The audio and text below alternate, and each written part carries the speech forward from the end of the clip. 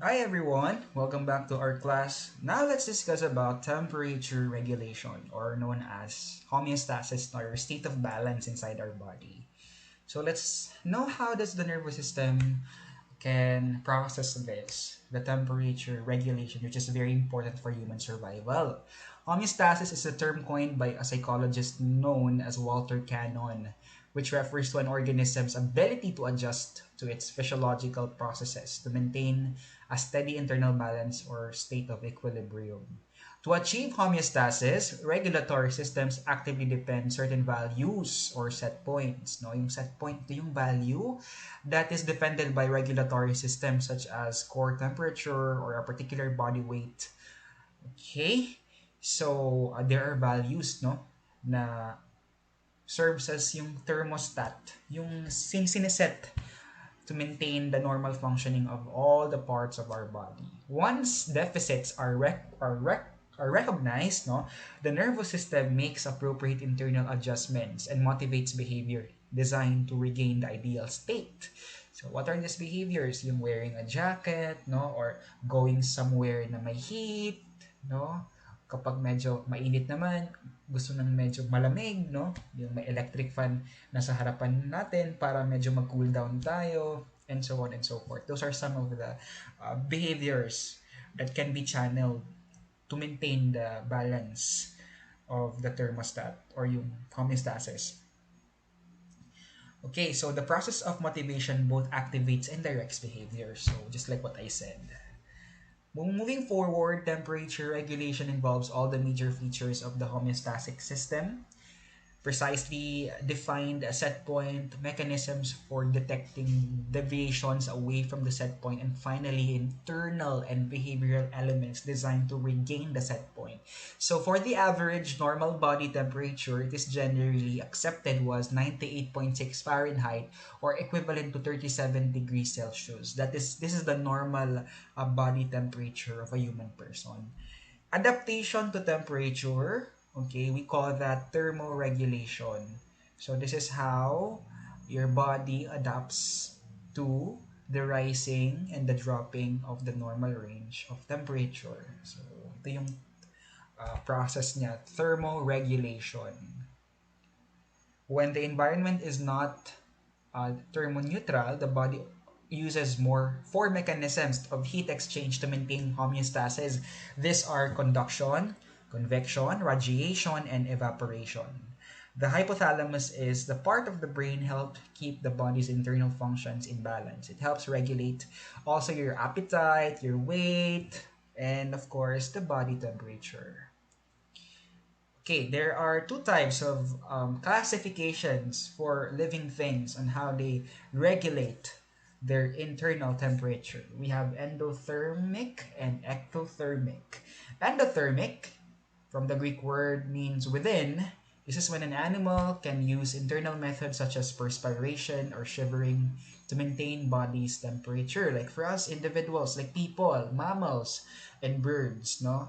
They have perspiration or pinagpapawisan sila or shivering, no? Or naglalamig sila. Ectothermic naman or ectotherm comes from the Greek word outside, no? Ekthos. This is when an animal relies on external methods such as moving into the sun or shade for maintaining body temperature, like for amphibians, no, or reptiles, or also for fishes. Body endotherms and ectotherms engage in a variety of behaviors to regulate their body temperature.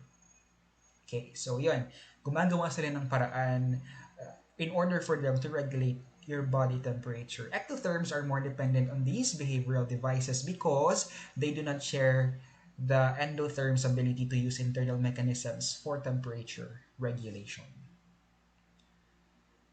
Endothermic response to cold. So in addition to behavioral adaptations, endotherms demonstrate a variety of automatic internal responses to deviations from the temperature set points. So again, 37 degrees Celsius ang normal set point ng katawan natin, human beings.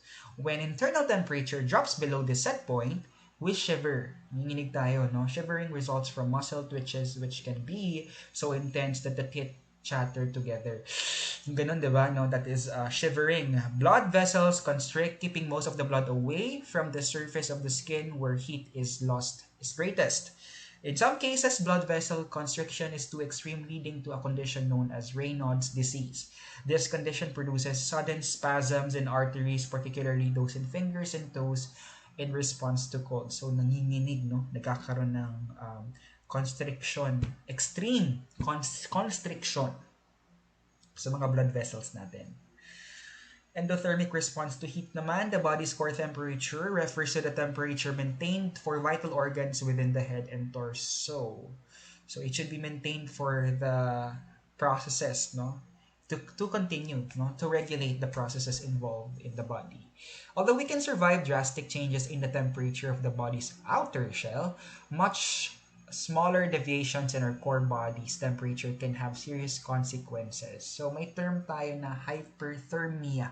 Ito yung heat stroke. Kapag sobrang init, no, nangyayari ito sa tao at sa mga hayop, sa mga mammals. A life-threatening condition in which core body temperature increases body's normal limits in an uncontrolled manner. So, hyperthermia is a potential fatal core body temperature below 31 degrees or it is equivalent to 87.8 degrees Fahrenheit. So, fever usually occurs kapag may uncontrolled or carefully controlled increase in the body's thermal set points is often nangyayari. So, ito na yung sakit, no?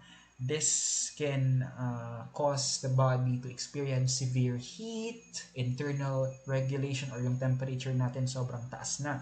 Very warm temperature produce their own set points of responses. So, ang nangyayari minsan, perspiration helps the body cool down through evaporation. So, pinagpapawisan. Human beings have around 2.5 million sweat glands and lose an average of 1 liter or 0.22 gallon of sweat each day under average conditions. So kapag may mga sakit kayo, usually ako kasi kapag may sakit ako, I usually exercise, no? Gusto kong pawisan ako para lumabas yung init sa katawan ko. Yun yung ginagawa ko para mas madaling makarecover yung aking katawan or yung body ko. Blood vessels near the surface of the skin dilate in hot environments, allowing more heat loss to the external environment. As a result, people often become very red-faced and warm temperature, no? Kasi yung nag-dilate, no? Yung blood vessels sa ating body, sa ating face din, no? So, kaya minsan parang red, may pagka-red tone yung ating skin because of that process, no? What are the brain parts responsible for temperature regulation, no? So the cerebrum, as the largest part of the brain, initiates and coordinates the movement and regulates the temperature of the body.